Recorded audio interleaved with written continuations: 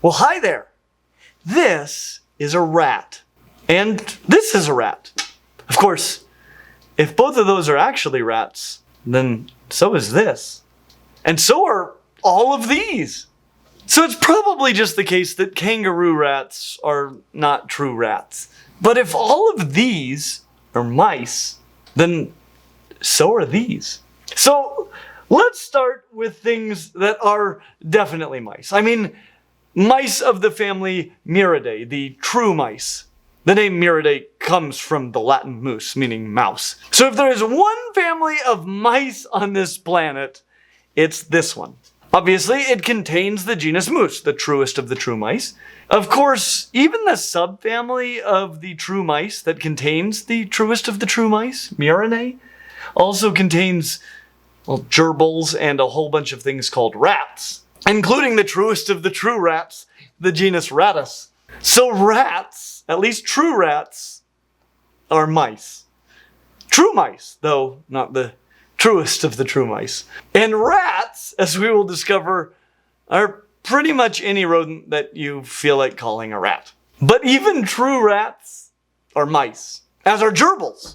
And this is one of, if not the largest of all rodent families, with nearly 900 described species.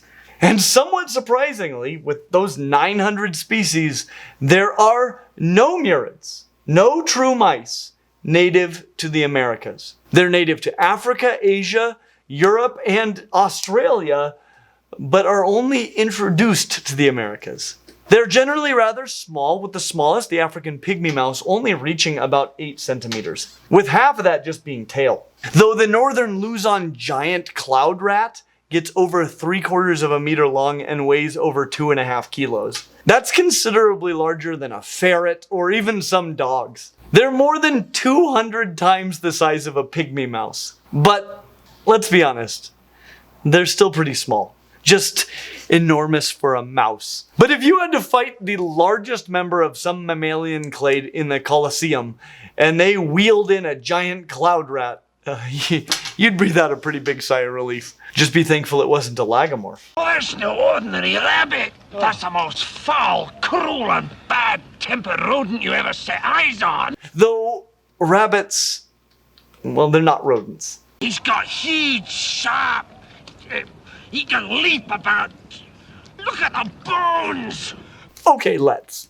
This is the skull of a rodent. And this is a jackrabbit. It's not a rodent. Now, the most conspicuous similarity about both of these skulls is that they have a pair of huge, continuously growing, sharp incisors. In the case of the rodent, they have an orange covering on the outer edge that the jackrabbit lacks. But this covering is also absent in guinea pigs, and they are rodents. So that isn't what distinguishes rodents from their closest relatives, the lagomorphs. It's actually what's behind them. Not the diastema, they both have a large space between the incisors and the molars. But if you look behind the incisors of the jackrabbit, or any other lagomorph for that matter, you will notice that there's an extra pair of mini incisors hiding back there. These are called peg teeth, or pivot teeth. Also in lagomorphs, all of the other teeth grow continuously, not just the incisors like in rodents. And they have more cheek teeth than do rodents, these teeth over here. You can see that this rodent has only 4 cheek teeth on each side of the skull, top and bottom. And you can't see this from the skulls, but lagomorphs have fuzzy foot bottoms without pads, which is very different from what you see on a rodent. But I want to get back to murids, you know, mice, like true rats and gerbils. Mice. In general, they have long, relatively thin bodies with long, scaled, not furred, tails, and pointed snouts. The pointy kitty took it. And long whiskers.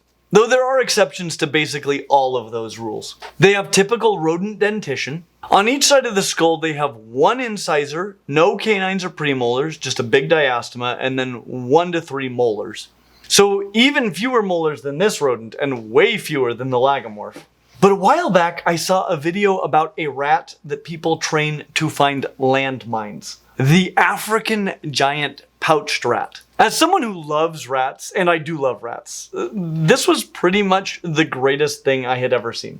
I really want to spend some time with these amazing rats. Even though, as it turns out, they aren't rats at all.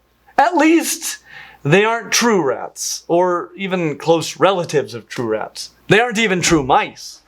They're a whole different family. The African family, Nisomyidae. In our video about the Afrotheria, as well as many other videos, we've discussed the unique biology of the animals on the former island continent of Africa and its island neighbor, Madagascar. Well, it turns out that mice have a similar story to tell. Because while the murids were diversifying in Eurasia, the Nisomyids were following a similar path in Africa. And it makes some sense that they evolved so similarly. They are one another's closest relatives. So while they aren't true mice or true rats, they are isolated Africa's equivalent. The climbing mice, African rock mice, swamp mice, pouched rats, hamster rats, pouched mice, fat mice, short-tailed rats, tufted-tailed rats, big-footed mice, and white-tailed rats, among others. 68 total species. They fill the basic ecological niches of mice, rats, voles, and hamsters. And though they aren't really any of those things, we only know that because of genetic sequencing and a growing understanding of plate tectonics and history. The reality is fossils of tiny rodents are relatively uncommon. So these African and Malagasy rodents historically were just lumped in with whatever they most resembled. And they are the hagfish of true mice, so it would be possible to call them mice. But we would still need to understand that rat is just a word that means something like big mouse. It'd be fun to make a video about just this family in the future. And if anyone has a pouched rat, I need to make a video about those. Rats, true rats, are our current mammal champions after all. And these seem, at least at a glance, like they might be even better. So the families Muridae and Nisomyidae could together be considered the mice. But what about this creature? It's a deer mouse, which, ignoring the propensity to carry nasty diseases like hantavirus, has got to be one of the cutest animals on the planet. And for the record, in general, you can contract more diseases from organisms that are closely related to you, largely because their physiology is very similar. And other than the animals discussed in this video, humans have no closer relatives than deer mice and the other gliders, the rodents and lagomorphs. So while you can't get much from a reptile, you can get a lot of diseases from a mouse, as well as whatever this is.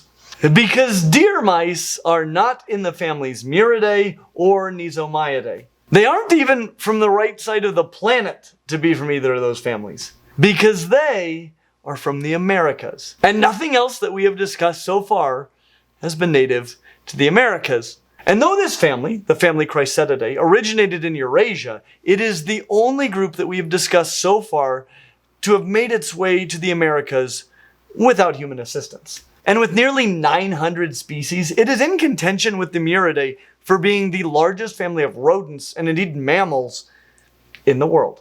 Now, do you remember the African pygmy mouse that we mentioned a moment ago? Well, the Americas have their own pygmy mouse. That is, well, it's like the exact same size. And do you know what this New World pygmy mouse is not closely related to? The African pygmy mouse. Know what it is closely related to? This. And do you know what I always assumed that this creature was closely related to? This. Yeah, those aren't the same thing. Deer mice, New World pygmy mice, and this thing are all chrysetids. This thing, by the way, is a muskrat. It's obviously not a true rat, but it is closer to being a true rat than it is to being a true beaver. Though it is more closely related to beavers than are the mountain beavers. We'll get to beavers. But you have to admit, muskrats look like slightly smaller, round-tailed little beavers. But they're closer to being mice. In fact, if deer mice are mice, then they are mice. Big old water mice. And so are all of the other chrysetids. And everything else we've discussed so far. The family Chrysetidae obviously includes deer mice and muskrats, but also true hamsters, voles, lemmings, which don't actually do that whole cliff thing, and all of the New World rats, and mice. And given that they make a monophyletic group with the other two mouse families, and rat is just a name for big mice, I'm fine with including them all under the title mice. But just know that deer mice are closer to being hamsters or muskrats than they are to being true mice. And unless you're doing molecular analysis, again, it will be hard to distinguish these from members of the other two families we've discussed. They have 3 molars, as far as I know, always, so that would help in some instances. And they are often brown with white bellies, so that can help. But not all of them have white bellies, and they aren't the only family with white-bellied or 3-molared representatives. In the year 1346, being in the Americas would be a good way to know that it wasn't either of the other two families. But you'd still be out of luck in the old world, and you wouldn't have YouTube or molecular phylogenetic analysis. Plus, there was the Black Death being carried by their European cousins, and you wouldn't even know that they were the cause. And if you claimed that you knew that it was from the rodents, you'd probably be burned at the stake. So, it's probably better now, even if you have a harder time distinguishing families of mice. This is definitely one of the best times in history to be a human, especially a phylogeneticist. But I do have some bad news, because the closest relatives of all of the mice that we've discussed so far are the family Calomyscidae, the mouse-like hamsters of the Middle East. Which would be fine if we were discussing hamsters, but they aren't hamsters at all. Hamsters are in the family Chrysetidae. Nothing in the families we have discussed so far is less related to hamsters than are the mouse-like hamsters, which are arguably mice. They're certainly mouse-form rodents, so hamster-like mice would work for me, but they aren't very hamster-like at all. If anything, they're gerbil-like mice. I guess they were once thought to be hamsters based on the shape of their molars, and that really shows why we need molecular phylogenetics. You can get so focused on the feature that you think is most important that you can ignore that basically nothing else about this family is hamster-like in the slightest. Not to mention that before genetic analysis we thought there was only one species. That said, there are still fewer than a dozen described species of gerbil-like mice alive today, so they're a bit of a living fossil. But they all look like fuzzy-tailed mice with hamsterish molars.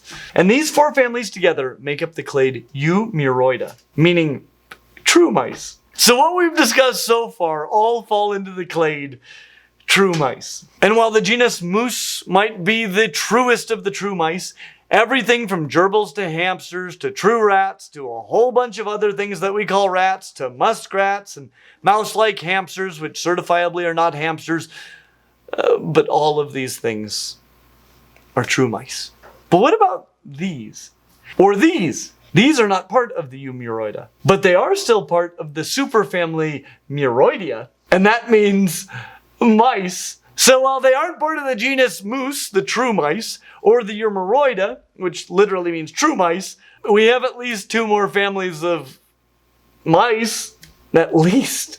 And the mice most closely related to the 4 families of true mice are the mice of the family Spalacidae, from Eurasia and parts of Africa. The 37 species of zoochores, bamboo rats, blind, and African mole rats. And before we get too far, if you are like most animal nerds, you have probably heard of naked mole rats. They're super cool rodents, and they're from Africa. But guess what they're not? African mole rats. Though I would say that an argument can be made that African mole rats aren't true mole rats, and that naked mole rats may be true mole rats. But there isn't a rodent less related to African mole rats than naked mole rats. So naked mole rats from Africa aren't African mole rats.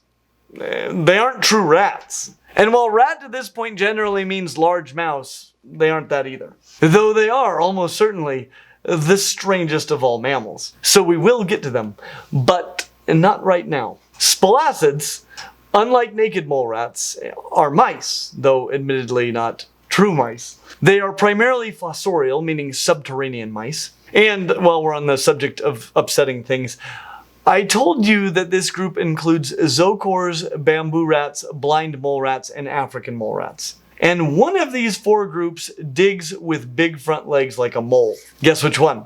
Yep, not the mole rats. Why would a mole rat dig like a mole? It's the zoochores. So the most mole-like of all of the relatives of blind and African mole rats are, of course, not the blind or African mole rats. And they're also not related to actual mole rats. But there are some conspicuous similarities between most of the members of the Spalacidae and the true mole rats. And one of those similarities would be that, other than the mole-like zoochores, they tend to chew through the soil instead of claw their way through. This means that they use their incisors to dig, which could have some rather conspicuous downsides. I mean, if you bite through the soil all day, then you would end up with a big mouthful of soil. But they don't. Because like their extremely distant nude cousins, their incisors protrude out of their mouth, and they can bite while keeping their mouths closed. Hence, no dirt. As a group, they also have small ears and eyes. These features are the least pronounced in the bamboo rats, which spend the most time above ground, and the most pronounced in the blind mole rats, which have some conspicuous similarities to snakes. Namely, their eyes are covered with skin and they have no external ears, though I'm not sure if there is an ear opening under all that fur. They also lack tails, which snakes do have tails, but they're small. These guys don't have tails at all. They're just, well, they're weird. Though none of the spalacids have a tail more than half the length of their bodies, so short tails are not weird in this family. Except for the zoochores, spalacids tend to have very short legs. And in general, you can probably distinguish them from any other mice. But there is one more family of mice. The mice least related to the other 5 families are the 3 species of pygmy and spiny dormice of the family Platycanthomyidae, from India, China, and Vietnam, which aren't dormice. But you said never to I know what I said! They're called dormice because they look like dormice, which are related to squirrels and mountain beavers, not mice. We'll get to them in a minute. But these are the only mice called dormice. You can tell that they aren't dormice because they only have 3 teeth behind their diastemas. Good luck spotting that. Or you can sequence their genes and see where they fit into the phylogeny of rodents. But they are the only dormice that are actually mice. So, that's the end of the mice, right? Well, the superfamily Moroidea is within a larger clade that includes 3 more families. Those other 3 families are in a single clade, a superfamily, called Dipodoidea, which is a word that has nothing to do with mice. So what are these families? Well, there's the family Dipodidae, the jerboas. And man, if you've been looking for a new favorite rodent, I think I found you a winner. What a delightful creature. And there are around 33 species found in the hot deserts of northern Africa and Asia. And they tend to be big-eared, long-legged bipedal little rodents with huge long tails. They look a little bit like mini kangaroos, except they're much more erratic in their hopping style. And, of course, they aren't marsupials. And look at that skeleton. I would love a Halloween skeleton jerboa. And more than anything, it's just nice that we have finally moved out of the mice. So, what else is in this clade? Well, the closest relatives of the jerboas. The family Zapodidae, the 11 species of jumping mice. Dang it. Okay. The 11 species of jumping mice of North America and China. A funny distribution that we discussed in our video about crocodilians, as you can also see this pattern with alligators. And paddlefish, and loads of other animals and plants. This pattern doesn't make much sense given how far apart North America and China are, but it actually makes a great deal of sense. Jumping mice really do look like mice, though they tend to have 4 cheek teeth, so that can be used to distinguish them from mice or other mice, depending on if we're considering these and jerboas to be mice as well. But like jerboas, they are fantastic jumpers. In fact, if you startle a jumping mouse, it is likely to leap up to about 3 meters in a single bound, which has got to be terrifying. So jerboas are most closely related to animals that look like mice and He can leap about 3 meters at a time. Jumping mice. But there is one more member of the clade. The family Sminthidae. The 19 or so species of birch mice. For crying out loud. Obviously, this video is already getting pretty long. There are almost 6,000 species of mammals, and about 40% of them are just rodents. So I knew that we might not cover all of them in one video, but I promised myself that I would at least get out of the mice. And while the three families in the Dipodoidea are the hagfish of mice, it's hard to make a case that they are clearly not mice. Even jerboas really are just bouncy stilt mice. So we can't end with the birch mice. But birch mice are in Europe and Asia. They look like mice. They might be mice, like the rest of the Dipodoidea. They're awesome jumpers and have long back legs just like their cousins. And now, I pray we are finished talking about mice. Because mice are great! But at some point, you want to talk about something that looks different from a mouse with regard to more than just longer jumping legs and an extra cheek tooth. You know what I mean? And I have great news. Because we have finally escaped from the clade Myomorpha, the mouse-form rodents.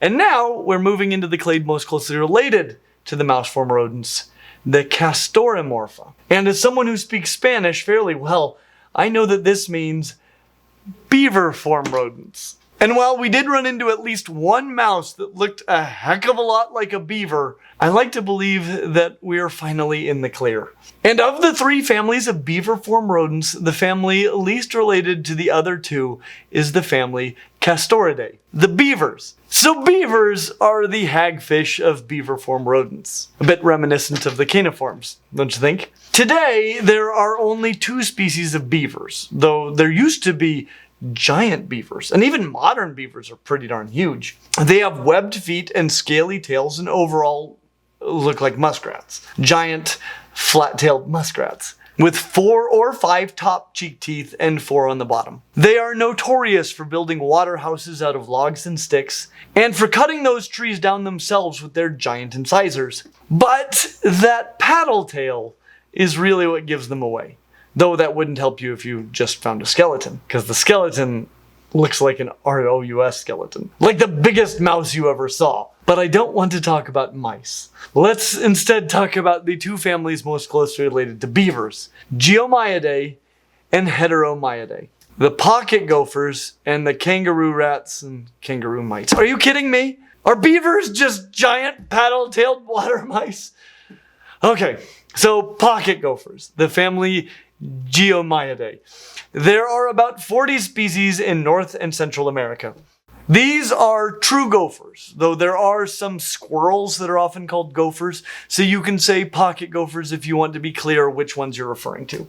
Or you can call them geomyids if you want to confuse everyone but your most hardcore rodent fan friends, which you might have given that you're watching this video. And you might lose those friends if you start calling beavers giant paddle-tailed water mice, but, it might start a fun conversation, so I can't tell you not to do it. Pocket gophers get that name because of their large cheek pouches that can be used to store food. This is something that they have in common with hamsters and jumping mice, though you wouldn't confuse them with either as they live primarily underground, have small eyes and ears, and overall look more like bamboo rats. You remember bamboo rats. You wouldn't confuse them with one though, as bamboo rats come from the other side of the world. However, their closest relatives, the roughly 60 species of kangaroo rats, kangaroo mice, pocket mice, and spiny pocket mice in the family Heteromyidae, also have cheek pouches. And they live above ground. They're honestly some of the coolest animals on the planet. They're also found in the Americas, and with their location relative to the Earth's surface and this side of the planet, coupled with their cheek pouches, you shouldn't confuse them with anything else. Though they do spend considerable time in burrows. They just have large eyes, relatively large ears, and long tails that keep you from confusing them with pocket gophers. In general, they have short forelimbs and long kangaroo-like hind limbs, and their tails are often tufted and used for balance while bounding. I love them, but I still don't feel like I've broken free of the mice. Obviously, I have not. So I'm gonna try one more time. I'm gonna step back just a little bit more, because there is a whole other clade that is the most closely related clade to everything that we've discussed so far. And that would be the clade Scuromorpha. the squirrel-form rodents. Their closest relatives are all of the families we've discussed so far, but I have never thought of a squirrel as being a mouse. So I think we should be in the clear.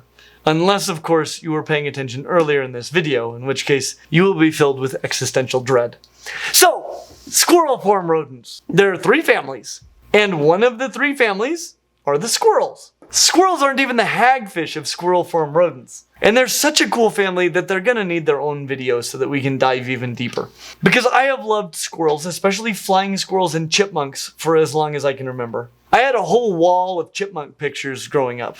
I love them. But the family Sciuridae also includes things like ground squirrels, prairie dogs, and marmots, which are the only live animals I saw in a classroom during my entire degree in zoology, which is quite lame. Somehow they found a way to suck all of the fun out of one of the coolest subjects on the planet. All I ever saw was a hibernating marmot, or as you now know them, giant squirrel popsicles. Squirrels are found in the Americas, Africa, Europe, and Asia, and thanks to humans, Australia as well. There are around 300 total species, which is why they need their own video, plus how much I love them. Their closest relatives are the single species of mountain beavers of the family Aplodontiidae from western North America, mostly just the west coast. A species as poorly named as Rocky Mountain oysters, which is particularly ironic since they don't have a scrotum. But I don't know who was walking around on the west coast, saw an animal that looked like a pocket gopher and went, "Is that a beaver?" I mean, it has tiny eyes and ears and a tiny little tail. They're not big. Whoever it was must have only known about one rodent. But they aren't beavers. Nobody would mistake one for a beaver, and they aren't closely related to beavers either. They're the hagfish of squirrels. And other than squirrels, their closest relatives are these. The family Gliridae. The 33 or so species of, and you better brace yourself if you forgot what I said earlier, dormice. These are the true dormice of Africa, Asia, and Europe. Which means that we still aren't out of the mice. But I don't buy it. I mean, their closest relatives are squirrels and the world's least beaverly false beaver. And they look like their closest relatives are squirrels. If anything, they look like possums, not to be confused with opossums. Just because they're small, that doesn't mean they're mice. So, I say we've done it. We're free. And we're not quite done with the rodents. We still have another amazing, huge, diverse clade to cover. And let me know if you'd like to see that sooner or later. And if you want to know the difference between a possum and an opossum, you should watch this video right now. As always, like and subscribe, and we hope to see you real soon. Recently, we released a video about, well, various Lego animals, and I reacted to them and gave a lot of anatomical insight to them. And many of you guys made a very specific recommendation to me. We've got, let's say, a little teaser of some upcoming events in our video for our Stinkin' Rad fans, our Patreon Extras video this week. So if you are a Stinkin' Rad fan, you should jump over there right now and check it out. And if you're not, please consider checking out our Patreon. It helps us to continue to create content like this, and we've got a lot of awesome features for you, as well as our way of saying thank you. So thank you for all that you do, and please take a moment to check that out. What attribute of a beaver does a mountain beaver share? They're brown. Brown rodent. Probably the lack of webbing, lack of a tail, subterranean lifestyle, lack of swimming, all of that's like, that just all screamed beaver. Just like that. I know a beaver when I see one. Do you, Greg? Do you? Yeah, this is a beaver. No, that's not a beaver. No, it's a mountain beaver, obviously. Not a regular beaver. It must have started as a joke. Yeah. There's another one of them mountain beavers.